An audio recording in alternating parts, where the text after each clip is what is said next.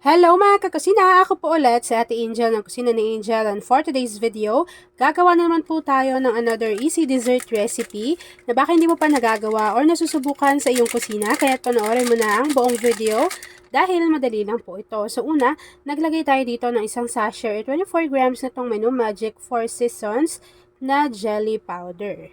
After nun, tunawin lang po natin ito sa 3 cups of water. Siguraduhin po natin na hindi pa nakabukas yung apoy sa ating kalan para po maiwasan yung pagkabuo-buo ng ating jelly powder sa bottom ng ating pan. After mixing, maglalagay lang po tayo dito ng 1 can or 380 grams nitong Marie Condensada. Siguraduhin po natin na hindi pa rin nakabukas yung apoy sa ating kalan. After adding ng ating condensed milk, maglagay na rin po tayo dito ng 1 can or 380 grams nitong evaporated milk. Kapag nailagay na natin yung evaporated milk pati yung condensed milk dito sa ating kaserola, haluin lang po natin ito ng maigi hanggang sa mag-combine para lang hindi namumuo yung condensed milk sa bottom ng ating pan since makapal po yung kanyang consistency. Maglagay na rin tayo dito at least half teaspoon ng vanilla essence or vanilla extract. Tapos po, haluin lang natin ito ng maigi bago. Pwede na po nating buksan yung ating apoy sa ating kalan over medium to low heat, and then hihintayin lang po natin na kumulo yung ating mixture.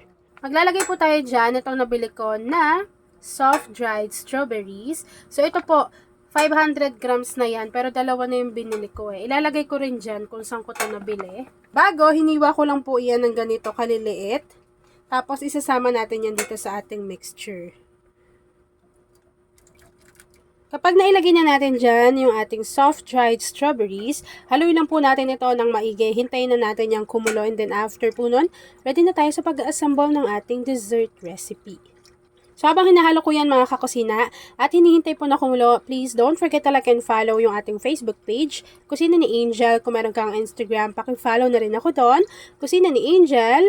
At kung gusto mong matuto pa ng iba pang mga recipes o kaya naman gusto mong mag-share ng mga niluluto mo everyday, pwede kang sumali sa ating Facebook group. Andyan lang po yan sa ating Facebook page. Sa pag-assemble ng ating recipe, meron tayo dito ang take 750 ml na microwavable tub, and then kakailanganin natin dito ng graham crackers. Bale, kung paano ko po i-assemble yung ating recipe, ganun lang din yung gagawin ninyo sa iba pa nating microwavable tub. So una po, naglagay tayo dyan ng 2 piraso ng graham crackers. Maglagay lang tayo ng konting mixture. Tapos, maglagay ulit tayo ng graham crackers. Nasa sa inyo pala kung gusto nyo maglagay pa ng cheese.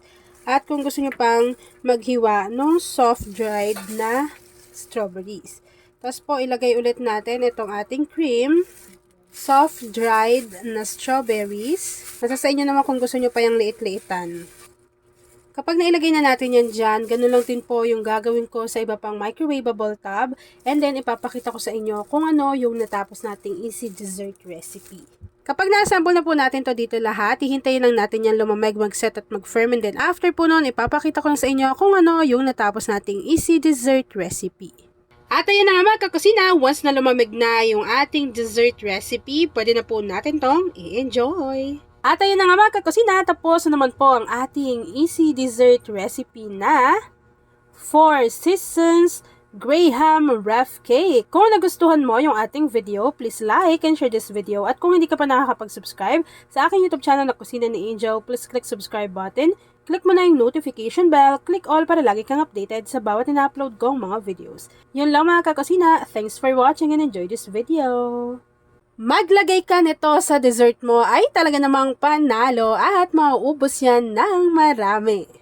Hello mga kakusina! Ako po ulit si Ate Angel ng Kusina ni Angel, and for today's video, gagawa na naman po tayo ng easy dessert recipe na baka hindi mo pa nagagawa or nasusubukan sa iyong kusina, kaya't panoorin mo na ang buong video dahil madali lang po ito. So una, dito sa aking malaking lianera, binuksan ko lang po yung aking apoy sa pinakamahina, tapos naglagay tayo dyan ng 3 tablespoon ng wash sugar, pero pwede kayong gumamit ng white sugar. And then, hihintayin lang po natin tong mag-caramelize dito sa ating lianera. Pwede kayong gumamit ng mas maliliit pa. Siguro mga 1.5 tablespoon ng sugar yung ilagay nyo. Pero pag ganito kalaki, 3 to 4 tablespoon ng sugar yung gagamitin ninyo. So, hihintayin ko lang yung mag-caramelize and then after po nun, ipapakita ko pa sa inyo kung ano pa yung next procedure. Alam nyo ba, way back pandemic na era, isipan ko yung recipe na ito. Sabi ko, gagawin ko na lang ulit para sa mga bagong subscribers natin. At ayan na nga mga kakusina, once na nag-caramelize na yung ating sugar, set aside lang natin to bago gawin naman po natin yung ating mixture. Ito walang etchos ha, yung nag-deliver sa akin nung cylinders nitong Gaslight. Ngayon lang na nag-film ako, sabi niya, minsan po ba ginagamit to, etc. Tapos parang butane nga daw ba yan? Ito, yung nasa loob niyan, yung gas. Sabi ko, hindi po, mas safe po ito sa butane and hindi po ito butane. Ito po ay Gaslight. So sabi niya, saan daw mabibili? So tinuro ko sa kanya. Nakakatawa lang kasi nag-deliver lang. Tapos gusto niya rin daw para magkaroon ng ganito mga portable na gas. So, kung gusto nyo rin yan, ilalagay ko yan sa basket or yung pinaka-link kung saan ako nakabili nito. Kasi sobrang lifesaver nito kapag naubos na yung pinaka-malaki naming gas, yung 11 kilos. So, dito talaga ako tumatakbo palagi. After nating makaramelize yung ating sugar, kakailanganin naman natin dito ng isang sachet or 24 grams na tong leche flan na Menu Magic. Ilagay lang natin yan dito lahat sa ating kaserola. Bago, tutunawin po natin yan sa 3 cups of water. Take note na hindi pa nakabukas yung apoy sa ating kalan. After mixing, kakailanganin naman po natin dito ng 1 can or 370 ml ng evaporated milk. So, ilagay lang natin lahat ng ating evaporated milk. Bago, kakailanganin na rin po natin dito ng 1 can or 380 grams nitong Marie Condensada. So, alam niyo naman na si Marie ang pinakamurang condensed milk na nakita ko ngayon sa market. Maglagay na rin tayo dito at least half teaspoon ng vanilla essence or vanilla extract. Kapag napagsama-sama na po natin yung mga ingredients dito sa ating kaserola, haluin lang po natin ito ng maigi. And then kapag na-sure kayo na tunaw ng maigi yung ating jelly powder at na-combine na rin yung ating condensed milk pati yung ating evaporated milk, pwede nyo na buksan yung apoy sa ating kalan and then lulutuin lang po natin to over medium to low heat.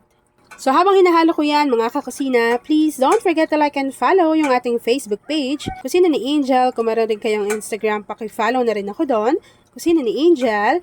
At kung gusto mong matuto pa ng iba pang mga recipes o kaya naman gusto mong mag-share ng mga niluluto mo everyday, pwede kang sumali sa ating Facebook group.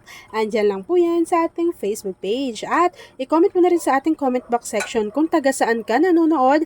Plus, kung ano yung dessert na gusto mong ihanda ngayong Burr-months. Meron din po pala ako dito ang 4 na piraso ng cake bar. So, ito po ay custard flavor. Kapag naramdaman ninyo na medyo umiinit na yung mixture, ilagay lang po natin to. Pero, siguraduhin nyo po na dinudurog nyo po iyan.